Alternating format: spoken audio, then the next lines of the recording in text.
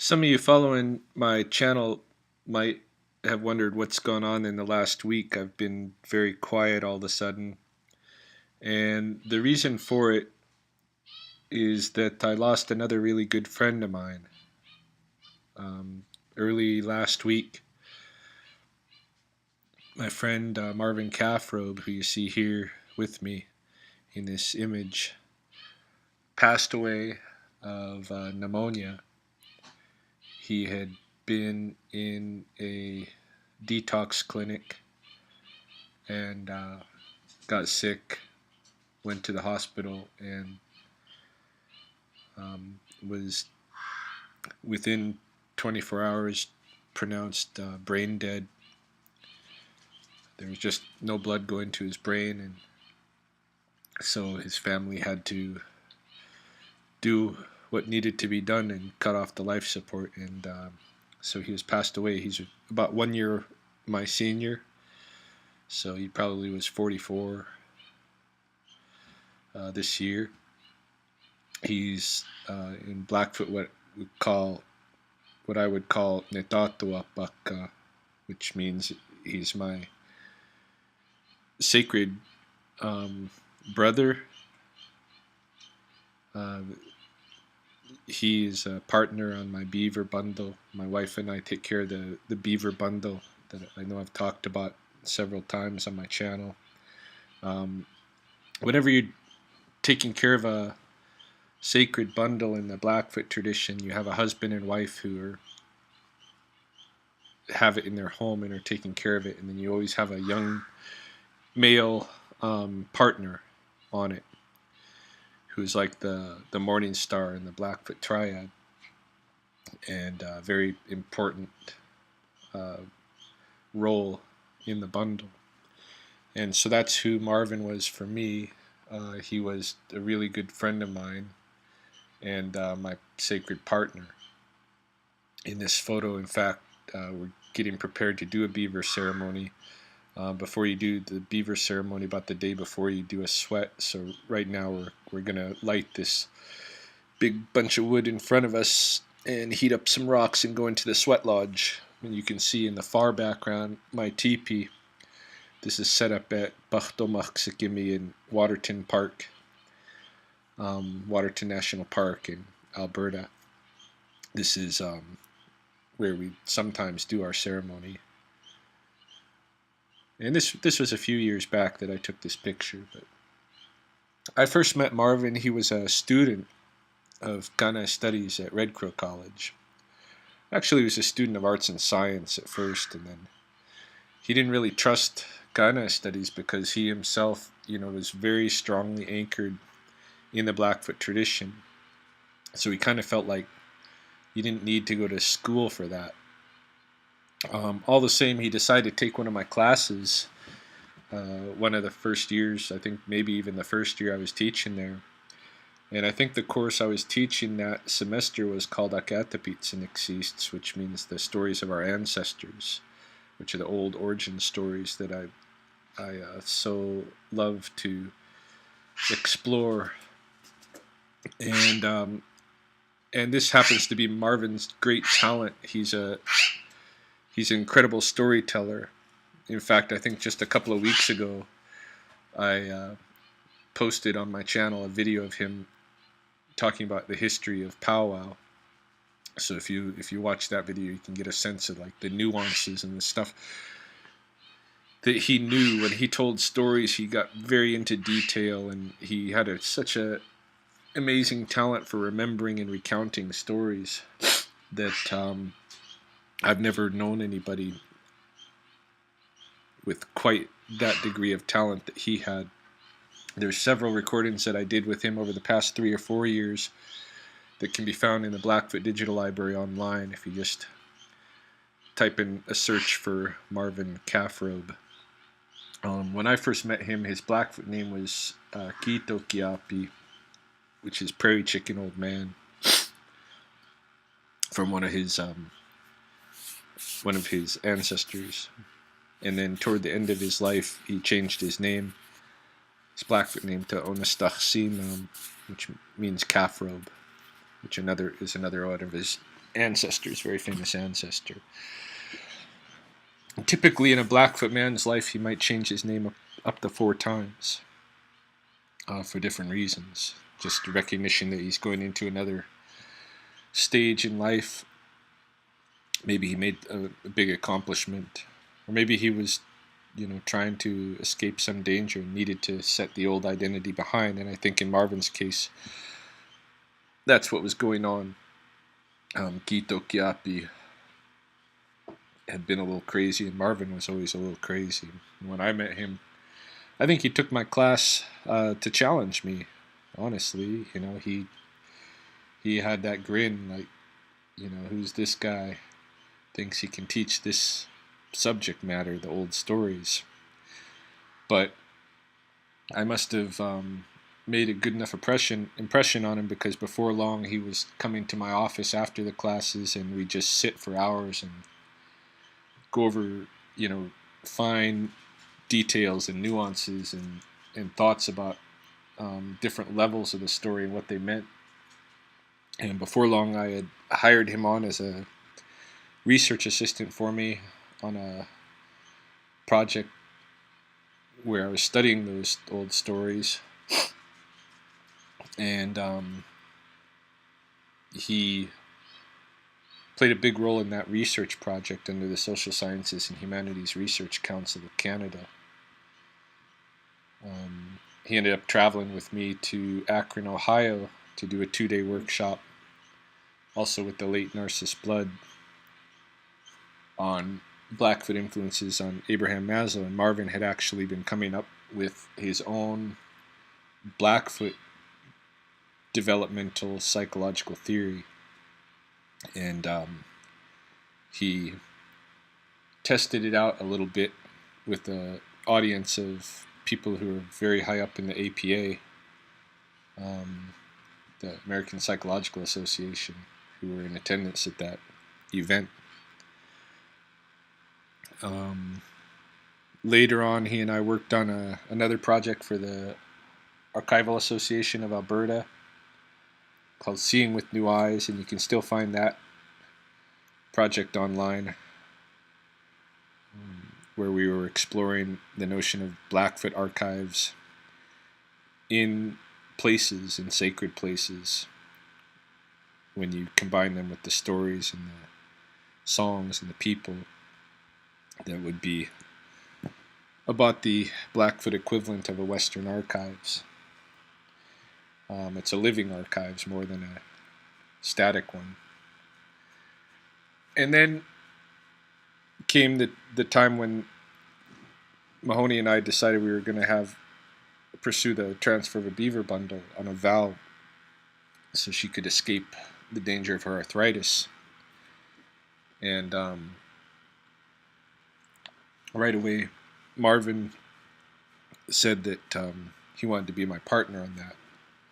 And, I really wanted him to be so as well, because I couldn't think of anyone who is really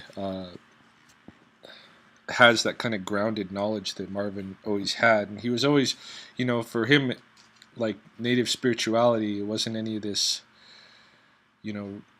rainbows and, happy coyote farts and stuff. He was very grounded and down to earth, and he knew that the big booming voice behind the curtain was usually always just some regular guy. And so Marvin was constantly pulling the curtain up and peeking underneath with his mischievous grin and that twinkle in his eye, and letting that little bastard wizard know that he'd been had. Marvin was at core a human being, which is what opened him to be partners with someone like myself, which I don't really easily fit into any category. Some people think I'm white, some people think I'm native, depending on who's doing the categorizing. Like Marvin, I'm just a human being, and I see the way that people are clinging to these secondary identities, and I see the problematics of that. Um, so Marvin and I were a good pair, and we explored the beaver bundle in ways that people hadn't done for a while. We got into the the phenology. We revitalized the old calendar system, the old stick count. We revitalized Kiitsomansk's in the moon singing ceremonies that occur during every new moon period. Um, we learned our songs. So many people transfer into these things, but they don't learn the song and learn the ceremonies so that they too will have the tools to transfer it on to somebody else. And with the Beaver Bundle, there's a lot to learn. We learned the basics of the ceremony. There's still a lifetime of learning that we can do, but at least we had what we needed to transfer on to others. Um, in thinking more about Blackfoot time from that lunar perspective, Marvin got very interested in rethinking Blackfoot history and going off of the old winter counts.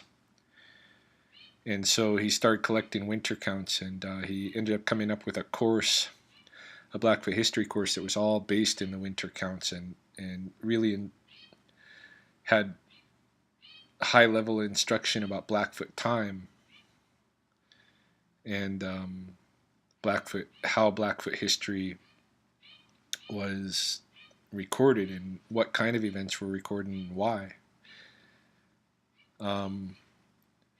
It was a really high level course, and unfortunately it'll probably not be taught again because I don't know who would even teach it.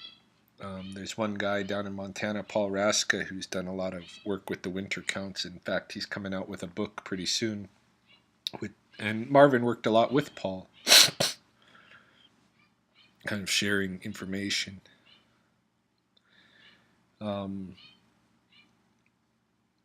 And then he went off everything was going well for him. He was with us on the Beaver Bundle.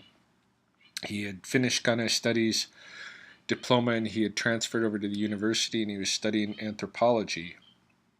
He was going to pursue a degree. And he had a brand new house was built for him by the tribe. He had his family. But he went into this kind of self-sabotage mode, and he had always had these ups and downs. He's struggled with addictions for a long time. But at that point, he started really kind of self-sabotaging and fell. And then the bundle was the only thing that was kind of keeping him going. The bundle and some of the other ceremonies. He got into weather dancing at our Sundance. And making these vows to do things when the ceremonies took place would pull him out of his addictions. And, he'd have to get himself cleaned up and then healthy again, and then go into the ceremony and do his thing.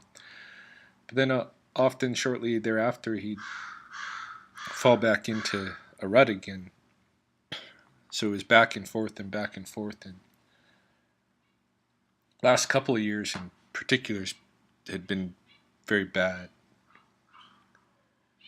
I remember there had been a fire a few years ago, just a field fire, grass fire, and it had burned down to where Marvin was staying. It had burned up his things, the things that he used for ceremony, included what he'd been transferred out of our bundle. That was a bad sign. And then he had made some vows, but he really got very deeply back into drugs at this point and didn't fulfill the vows that he made. And he knew that was going to come back on him as well. And so I think a lot of people were expecting that Marvin wouldn't live a full life but I don't think anybody was expecting that he would be gone already. Certainly I wasn't. It came out of the blue for me. And so over the last week, I've just been kind of trying to absorb that. Another large blow, added to the other deaths and bad news that I've experienced, the changes that have been happening in my life since around Christmas time. So Sunday was Marvin's wake. Went out to the wake for a while, and then Monday morning we went out, and the funeral was going to be taking place.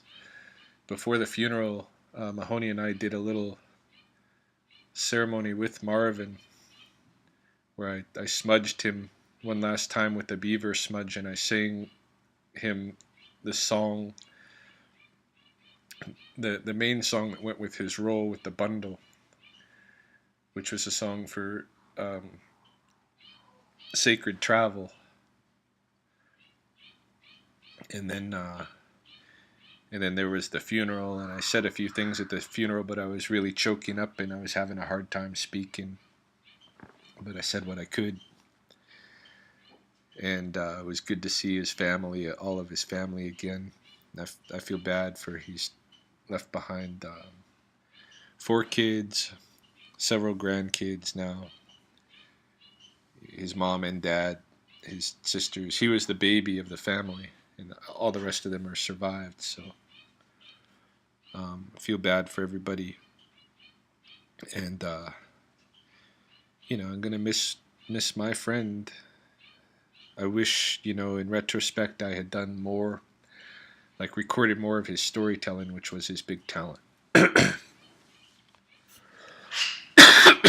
But I'm glad we did what we did. So yeah, so for anybody who was wondering what happened to me, where I fell off the earth to, this was what I was dealing with, was just coming to terms with another loss.